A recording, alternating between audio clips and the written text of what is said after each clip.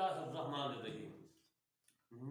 نجس چیزوں کے پاک کرنے کے طریقے کے متعلق آپ کو میں اس کا دوسرا حصہ کروں گا۔ کپڑے کو 3 مرتبہ دھو کر ہر مرتبہ خوب نچوڑ لیا جائے کہ آپ نچوڑنے سے نہ ٹپکے گا، پھر اس کو لٹکا دیا اور اس سے پانی ٹپکا تو یہ پانی پاک ہے، اور اگر خوب نہیں نچوڑتا تو یہ پانی ناپاک ہے۔ دودھ پیتے لڑکے اور لڑکی کا ایک ہی حکم ہے کہ ان کا پیشاب کپڑے یا بدن میں لگا ہے تو 3 بار دھونا اور نچوڑنا جو ہے پڑے گا ضرور۔ یہ مسئلے میں فقہ کے متعلق فقہ کے جو ہے آپ کی خدمت میں پیش کر رہا ہوں۔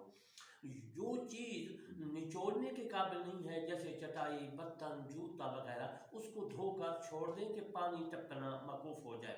یوں ہی 2 مرتبہ اور دھوئیں، تیسری مرتبہ جب پانی ٹپکنا بند ہو گیا تو وہ چیز پاک ہو گئی، اسے ہر مرتبہ کے بعد سکھانا ضروری نہیں ہے۔ یوں ہی جو کپڑا اپنی نازکی کے سبب نچوڑنے کے قابل نہیں، اسے بھی یوں ہی پاک کیا جائے۔ اگر ایسی چیز ہو کہ اس میں نجاست جو ہے جذب نہ ہوئی ہو، جیسے چینی کے برتن یا مٹی کا پرانا جو ہے استعمال چکنا برتن یا لوہے تک چھوڑ دیں، اتنی دیر تک چھوڑ دیں کہ پانی ٹپکنا موقوف ہو جائے۔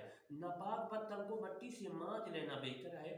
پکایا ہوا چمڑا ناپاک ہو گیا تو اگر اسے نچوڑ سکتے ہیں تو نچوڑ دیں، ورنہ 3 مرتبہ دھوئیں اور ہر مرتبہ اتنی دیر تک چھوڑ دیں کہ پانی ٹپکنا موقوف ہو جائے۔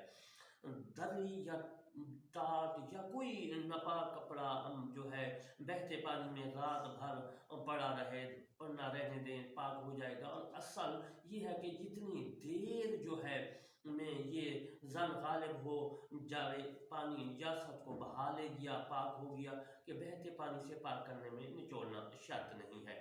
کپڑے کا کوئی حصہ ناپاک ہو گیا اور یہ یاد نہیں کہ وہ کون سی جگہ ہے تو بہتر یہی ہے کہ پورا ہی دھو ڈالیں، یعنی جب بالکل نامعلوم ہو کہ کسی حصہ میں ناپاکی لگی ہے، اور اگر معلوم ہے کہ مثلا آستین یا کلی یا نجس ہو گئی یا کلی نجس ہو گئی، مگر یہ معلوم نہیں کہ آستین یا کلی کا کون سا حصہ ہے، تو آستین یا کلی کا دھونا ہی پوری کپڑے کا دھونا قرار دیا جائے گا۔ اگر اندازہ سے سوچ کر اس کا کوئی حصہ دھو لے جب بھی پاک ہو جائے گا، اور جو بلا سوچے ہوئے کوئی ٹکڑا دھویا یا دھوایا جب بھی پاک ہے، مگر اس صورت میں